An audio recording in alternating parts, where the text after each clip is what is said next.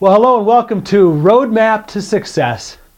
6 steps to turning your idea into a successful business. My name is John Hunt from marketingplanguide.com. I'm the author of the Do-It-Yourself Marketing Handbook. And in the next few minutes, I want to take you through some ideas, some exercises, and show you really what it takes to succeed in starting your own business. Have you ever heard this line before? If you fail to plan, you plan to fail. Let me ask you a question. Why are you here? Why did you decide to pick up this program and go through it? Was there something about maybe the cover or the topic that really got you interested? Well, I want to know what that is. And since you can't talk to me right now through the video, just write it down or even say it out loud right there to the screen. Why are you here? What do you want to take out of today's session?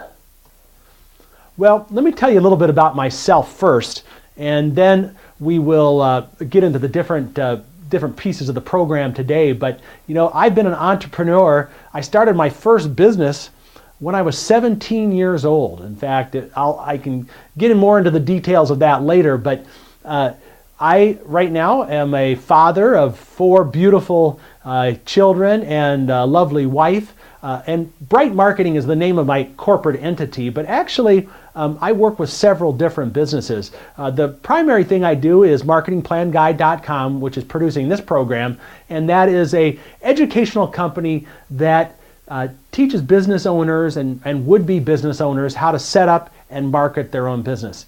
But I'm also an implementer. I practice what I preach. And that is, I work with a wide range of business owners in a variety of industries where I'm partners with them. I'm in the bridal business. I'm in the water distiller business, in the medical equipment rental business. So a lot of what I'm talking about is really firsthand experience from starting businesses and working closely with the owners of businesses on how to take and move an idea from concept through implementation. And that's what I want to show you today in this program, how you go about doing that. First, what I want to do is I want to give you really the purpose of this session. And it's to show you how to achieve self-employment success by planning for it and not waiting for it to happen. Here's our outline, and this is what we're going to cover today.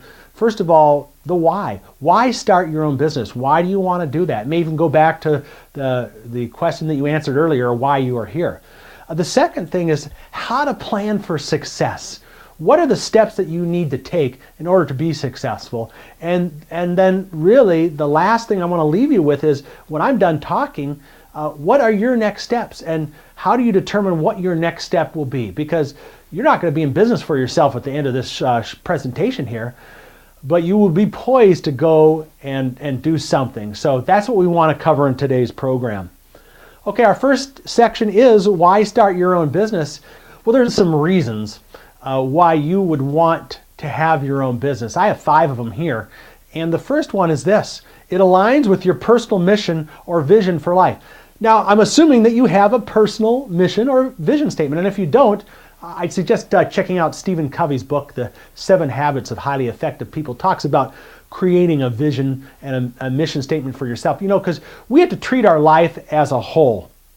And, what is our purpose for living? What do we want to accomplish in our life?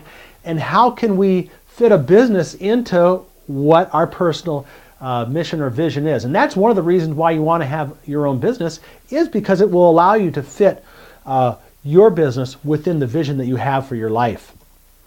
The second reason is it allows you to profit from the use of your gifts. God has given all of us strengths and weaknesses. You have certain gifts. You might be artistic. You might be a logical thinker. But if you can take what you are gifted at and earn money from it, way to go. This is a great thing to do. So another reason people start their own businesses is because it allows them to use their gifts and profit from them. The third reason is it allows you to support a lifestyle that you've chosen for yourself. And, you might think that that's okay, have the big house, the pool, and the Mercedes-Benz. Well, that's not what I'm talking about here. You, in your mind, have a certain kind of lifestyle that you have envisioned for yourself.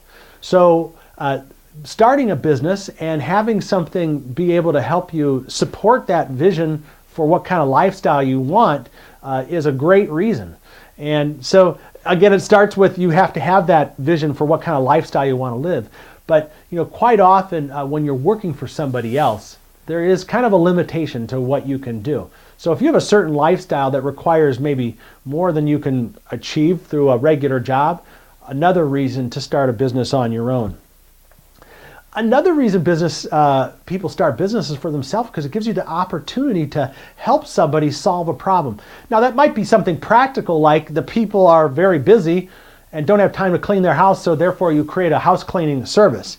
But there's more to that too. There may be a cause. You may do a nonprofit, a ministry, some kind of missional work where you can, through the course of your business, and it might be a nonprofit business, but you take and you help someone achieve something, you help a cause, you help further a cause, and that's another reason that people do a business. They don't necessarily do it for the money, they do it just to promote a cause or just because they like helping people. There are people that are wired to help other people, and that's another reason to have your own business.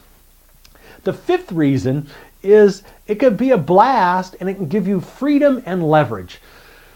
We talk about the American dream and wanting to call our own shots and have our own schedule, and those things are great, and that is something that a business can do. In fact, we call that leverage, because if you are working for someone else, sometimes you need to go at a certain time and come at a certain time or travel or do whatever, and you're at the whim of somebody else's plan. Well, when you have your own business, you have the freedom to choose when you want to work and when you don't want to work. Now, of course, if you choose to not work at all, you're not going to make any money, but it does give you the flexibility and leverage. And a lot of people are attracted to that because that is a great reason to have your own business. Well, we've kind of got the why and really the combination of those reasons and looking at your own personal mission or vision statement, that gives you the why you would want to start a business. Now let's look about how to plan for success. And what I want to do right now is I want to take you on a little dream vacation. We're just going to take a little pause here, and we are just going to dream up in our mind. You close your eyes if you want, and I'm going to ask you several questions here, and I want you to come up with a 1 or 2 sentence answer. But and don't let there be any limitations right now. Think big, think as big as you want. The first is, answer this question: why should you go on this vacation? What is the reason that you deserve to go on a vacation in the first place? But why would you want to go on a dream vacation in the first place? The second question is, what would your destination be? Think about all the places you'd like to go. Maybe it's somewhere exotic, maybe it's somewhere quiet, but think of what would your destination be and write that down. The third question is, what do you want to do on this vacation? Once you're at your destination, what are some of the activities you want to be involved in? Maybe you just want to rest, maybe you want to go sightseeing. The destination will really dictate what you would do there. So think about, what do you want to do on this vacation? Now the next question is, what methods of transportation would you choose to reach your destination? Now, let's say if you're going to Hawaii from the United States, you may not be able to take a canoe, so you're going to have to choose the right kind of transportation method, whether it be air or it might be a ship. Might be a bicycle if you're going, your destination is close and you want to take a bike. So it may be a combination of those. So what are the transportation methods that you're going to use to get you to your destination? Now, let's think about putting this into action. When will you depart? When will you actually put a date down? Say, and again, we're going to assume that you can get all your ducks in a row. We're not worried about cost right now. But when would you want to depart for this particular trip? Now, okay, we'll bring it a little bit more back to reality, maybe a little less of a dream, but you've kind of thought this up. How can you make this happen? What's it going to take? Is it going to take a certain amount of money, and how much money would that take? and maybe how would you get that money? What would you need to do to make this all happen? Financially, maybe time schedule wise, what's keeping you from doing this dream vacation, and how can you put it all together? You know, if you take a look at this exercise, this dream vacation exercise, it really reflects almost exactly what our marketing plan outline looks like. And a marketing plan really has 6 steps to it. It has a situation analysis, which is really looking at yourself and your situation and how you're unique and different within your marketplace. The second section is the target audience, which is who has a need for your product or service. What does that ideal customer look like? The third is the goals. What do you want your marketing to accomplish so that when you get to the end of a year, you can look back and say, hey, here's what I set out to do and here's what I did. You have something to measure it against. Strategies are which marketing tools do you need in order to achieve your marketing success. And that's much like the dream vacation, where what transportation methods did you use in order to get to where you were going. Tactics are, in a marketing plan, your marketing calendar. What are you going to do when, and why are you doing it? And in your dream vacation, the tactics were, what were some of those activities that you were going to do once you were at your destination? And then finally, the budget is the important part of the marketing plan. That's really going to show you whether or not you can do certain things, and also get you understanding the concept of return on investment, because you may have to spend some money on marketing in order to get a return. And if you have a marketing plan put together, that is laid out right in that right there. I referenced Stephen Covey earlier, but think about this quote from the section called "Begin with the End in Mind." And he said, Covey said, "All things are created twice. There is a mental, which is your first creation, and a physical, which is your second creation." And really, when we think about putting a plan together, and that's what we're going to talk about, because the way you succeed in starting your own business is by having a plan together. And I'm going to go over how to put a marketing plan together, and you'll see that a marketing plan can work if you're brand new or if you're an existing business. And we may have people watching this program that are both, or either or, I should say. You may be brand new, don't know what business you want to do. You may be an established business, and both of you can benefit by having a marketing plan, because you need that in order to achieve success. But what is marketing? When you hear that term, what do you think marketing is? Some people might say marketing is advertising. Certainly marketing is advertising, or those clever ads you hear on the radio or see. Other people might think about that marketing executive, who's got the fancy car and goes and sells and markets the services to customers. Marketing really can be a variety of things. If you asked 100 people, you'd come up with 100 different answers. But here's a textbook definition of marketing. In fact, I use this in the Do-It-Yourself Marketing Handbook, and that is: marketing is the performance of strategic activities which seek to achieve a company's goals by anticipating its customers' needs and directing a flow of need-satisfying products and services from producer to consumer. Now that is a mouthful. That doesn't sound like an ad campaign. But really, if you pick this definition apart, and we'll just look at some of the key points in this definition, you'll see that this really does make a lot of sense. A marketing plan, first of all, has to have an action element. You need to take action, and take action on a strategic level. That is, we use part of the marketing plan to define who our target audience is and how you're different and what you're going to be providing them. But then we use tools to really locate and deliver a message to that target audience. Having goals in place. You can't measure anything without having a benchmark or a goal in place. So it's really important. Every marketing plan has to set out to accomplish something. And so the goals section of the marketing plan has that in it. Filling a need, or more importantly, anticipating a need, a customer's need. That's really critical in marketing. And when you're just deciding to start your own business, having a need that someone has, and you know what? It might be your need that you need to satisfy by starting this business, but you know, ultimately you have to sell your products or services to customers, so you do need to have a need that you're going to fill. And then we talk about direct, navigating, and controlling the process. You know, you look at that last part of the definition, which says, you know, you directing a flow of need-satisfying products and services from producer to consumer. This is really a process that involves more than really just coming up with clever ads. This talks about operations and talks about procedures and timelines, and it does include ads as well, but it is a process, and it's something that you navigate, much like a captain of a boat navigates the boat down the river. You can't take your hands off the wheel. Marketing is an active process that you need to be engaged in.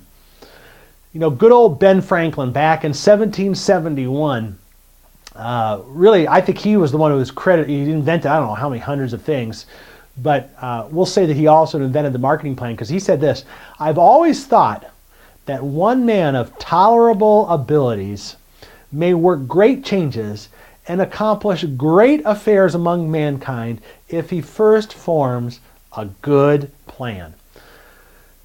You know, 95% of the businesses out there don't have a plan in place. So again, back to our opening quote, you know, if you fail to plan, you really are planning to fail.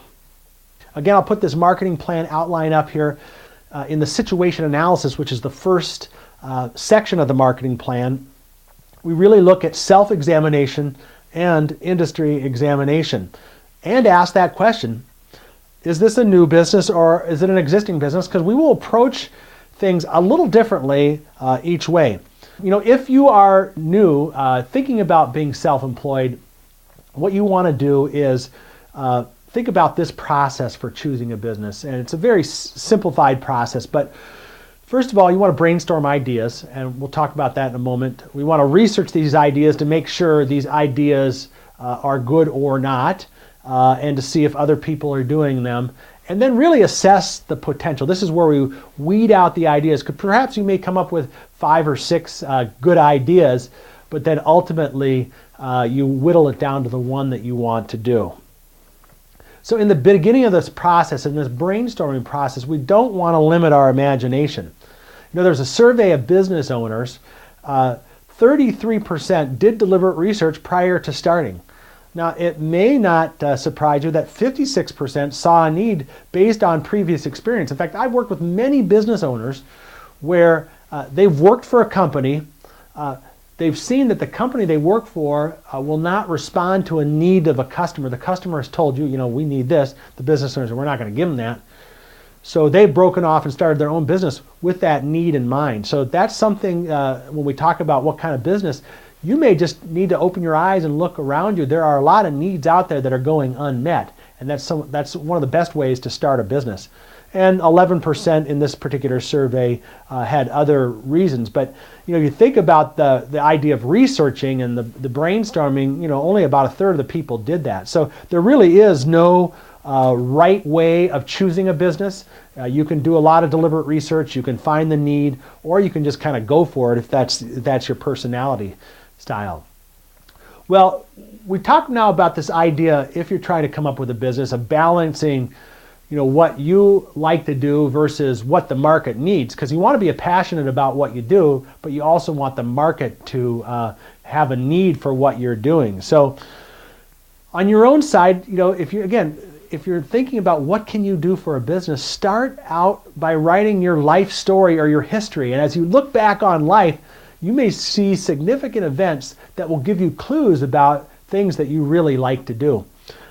What are the key points and influences in your life? Maybe there's a person that influenced you, or maybe there's an event, or you know, something that you were involved in that really got you interested in a particular skill or an interest. Have you received any special training? Have you taken any special classes to train you on something that you could use to create a business from? Or are there any subjects that you did well in school? looking at yourself, your history, is going to give you some clues on what you could really be passionate about doing.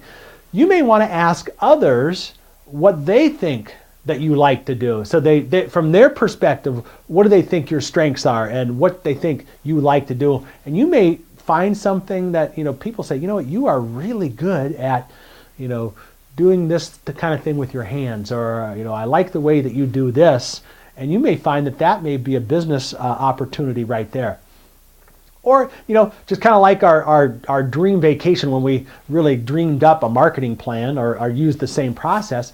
What about your dream job? If you could fill in the blank here, if I could do anything I would want to, what? I'd want to do what? What would you want to do if you could do any job? And maybe you start with that as your first thing, because if you could have your dream job and you can dream that up, what is the process of going through and actually finding that particular job or that particular kind of opportunity? Well, the second half of that is, once we've kind of looked at ourselves and done an inventory there, another way to come up with the kind of business is, what does the market need? And when we think about the marketing plan, that target audience section, who has a need for your product or service? Now, there's all kinds and types of businesses that you can get involved in. You can come up with a new product or a new service. That's one way to approach it. You can come up with an existing business modeled off of maybe someone else in another town does this and they're doing well, so you could model that. Or you can do a variation on an existing business, but maybe just do it a different way. If there's one kind of restaurant that's Italian, maybe there's not a French restaurant in town and you want to start that. So there's variations on existing business models. And so you can see there's a lot of different opportunities.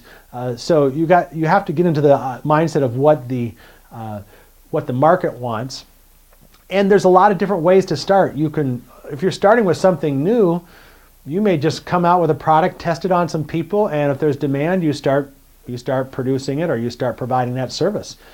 Bankers often are interested in having a proven kind of plan. And one thing a franchise will allow you to do is they will put a plan together kind of for you. So some of that creating your own plan is not even necessary, because a franchise has kind of stamped this thing out. And oftentimes banks, when they're looking at your plan, will say, okay, you want to start a McDonald's? Well, I'm pretty familiar with McDonald's now.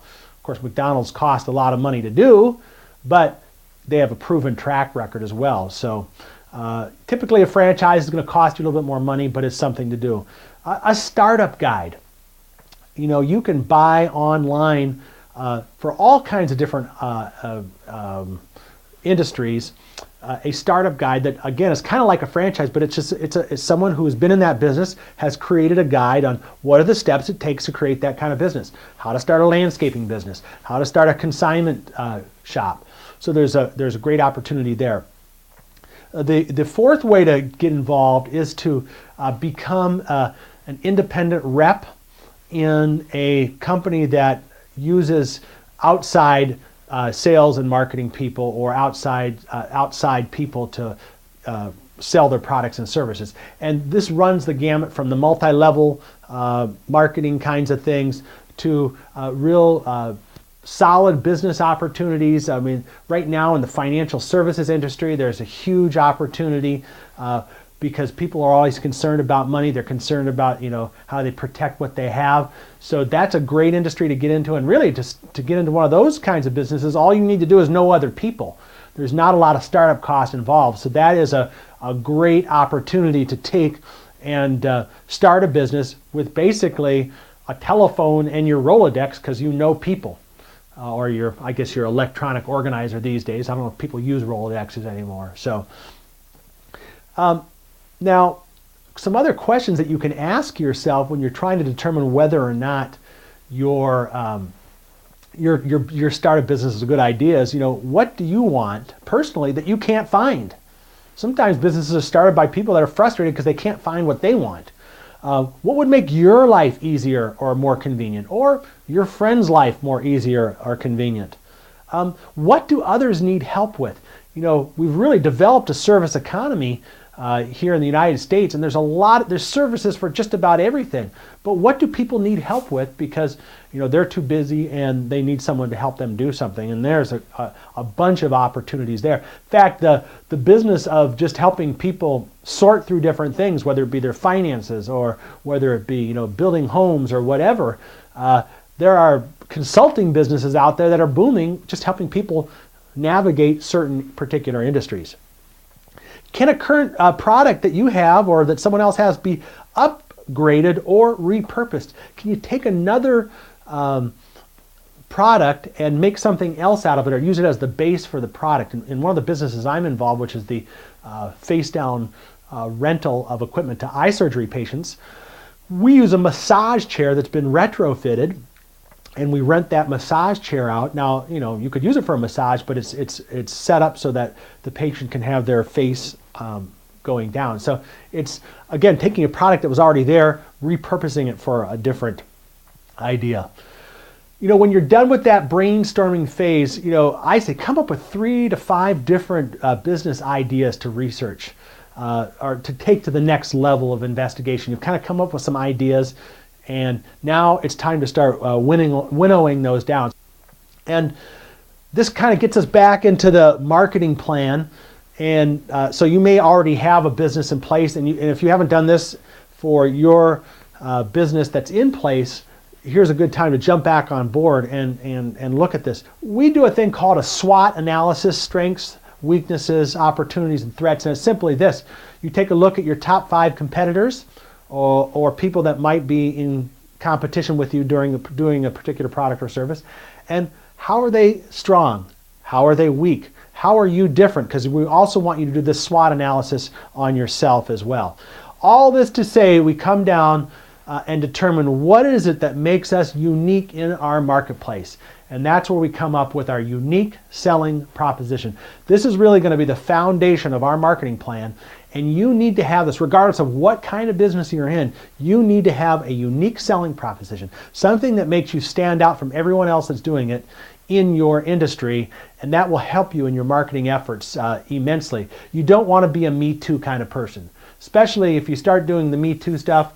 Then everyone compares on price, and there's price wars, and the strongest man is left standing. Okay, so what are those limitations? We've kind of researched the ideas, brainstorms. What are the limitations?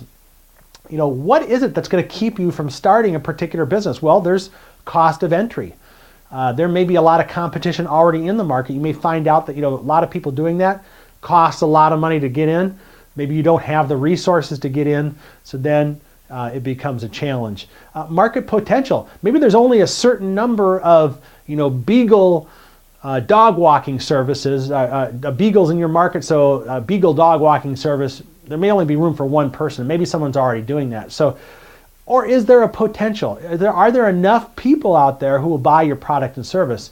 And when we go through budgeting exercises, I particularly cover this in the business course. This is the course that I'm working on with taking people from the start to implementation of a business. And it's a 16-session course. But this is one of the things we look at is assessing market potential. Is there a skills match? You've kind of done the brainstorming, hopefully looking at your talents and skills, but do you have the skills that match what it takes to have this kind of business? That's one way you start to winnow down your options. And motivation and inspiration. Is this something you really want to do? Are you excited about this? Does the idea of having a Beagle dog walking service excite you? Maybe you love beagles. Maybe you hate dogs. If you do, then that shouldn't be the kind of business that you're involved in.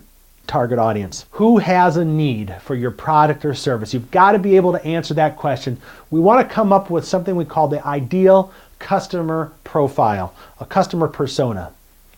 I talk more about the existing business stuff in the Do-It-Yourself Marketing Handbook for those of you that are already in business or kind of a little bit farther down in the process.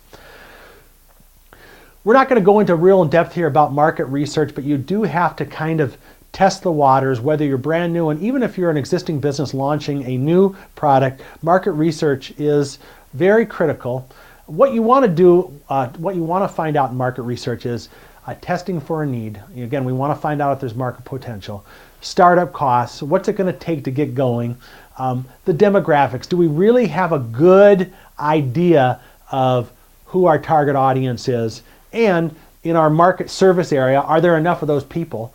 And then the pro forma, and we'll cover this in the very last section of the marketing plan, which is budget. But you've got to have a model, a pro forma budget of what is it going to take to get this business up and running, to be at profitability. When you meet with your banker or any other investor, they're going to want to see that there's, even if it's you're investing your own monies, you want to make sure that you have that projection of income and expense in place. So really at the end of this section 2 of the marketing plan, which is target audience, you really have to identify who has a need for your product or service and have that ideal customer in mind, that avatar, that profile of the person who's really going to be your main customer. Well, the third section of the marketing plan, and really your plan for success, is the goals section. And that is really setting out and having a benchmark for what kind of things you want to accomplish when you set out, so that a year from now you can go back and look and say, you know what, here's what I set out to do, and here's what I did. We're not going to cover goal setting in depth. You could take whole courses on goal setting in the Do-It-Yourself Marketing Handbook. I take you through the exercises that you need to create the goals. But there really are two types of goals. There's quantitative goals, which are numbers associated goals, and qualitative goals. And like most goal setting programs, you'll find that you need to take those goals and break them down into long-term, intermediate, and short-term tasks. And those short-term tasks, by the way, end up on your marketing calendar. So that's how you connect the pieces together. You take and have an action item for this week, for today, that really helps support the goals for the entire marketing plan. And very important in a plan, having goals, is having evaluation points and being able to review quarterly. You need to schedule those reviews in advance, and don't overreact. I mean, a marketing plan is a living and breathing document.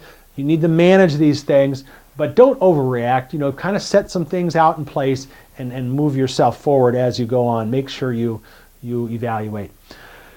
All right. The fourth section of the marketing plan is strategies, and here's where we really talk about what tools that we're going to use to reach our target audience with our unique selling proposition. And we're really going to say marketing tools plus marketing communications platform equals our unique selling proposition delivered to our targeted audience.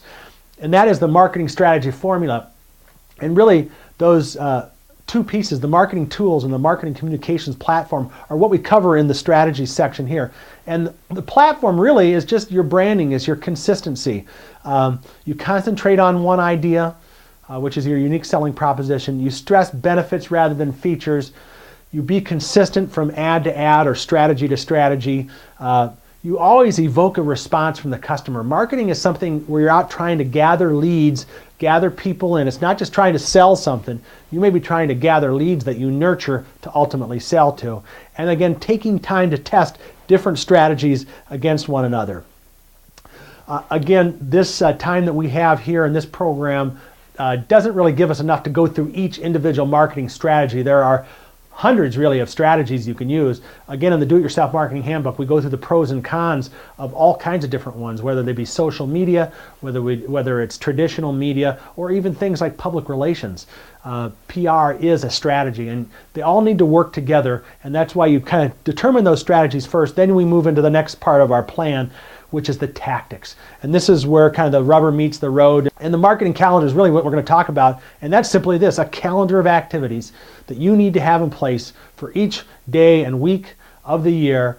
And this is kind of your roadmap to success. That is actually the thing you're following, because the marketing plan ultimately all ends up on that marketing calendar. So you know what to do when, so that you're not guessing this week or trying to, well, what should I do next? It's all laid out for you in the marketing calendar. That brings us to the marketing plan outline last step, which is budget.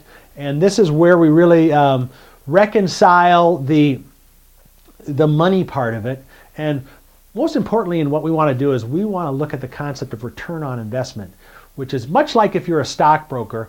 You want a good investment. You want to be able to put money into marketing efforts that produce a return. Because if we look at this marketing money cycle, you create this budget, you invest in marketing tools and strategies, that creates sales, which should generate a return, should have profit left over, which then again goes back into a marketing budget. Fairly simple. Lots of different ways to depend, and we're not going to go into it in this program, but just quickly determining what to spend on marketing. You can do a percentage of sales, you can do it by task, by a combination, but we always want to consider return on investment in our spending calculation.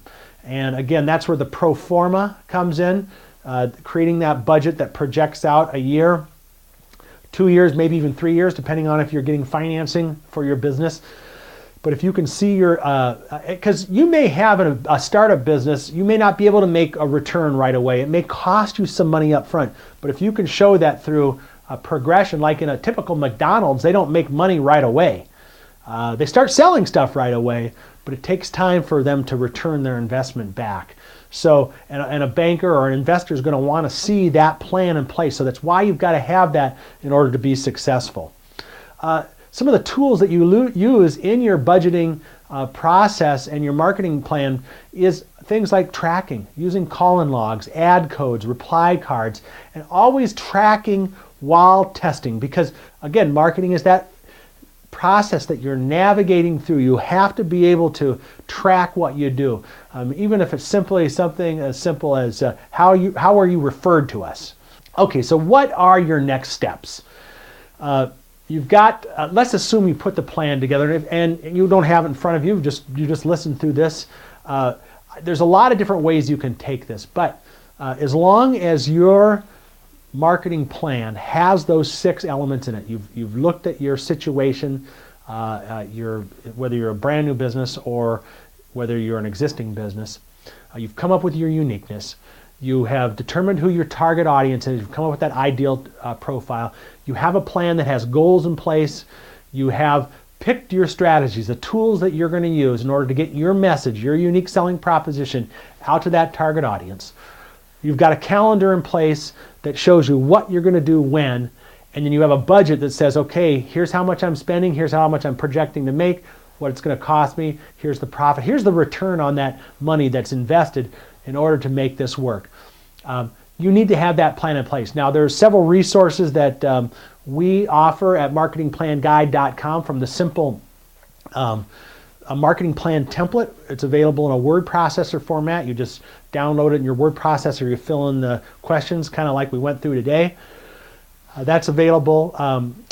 That's also included in the Do-It-Yourself Marketing Handbook, which is the physical book that I wrote, but it's also digitally available online, the new and updated version. So that is available for you.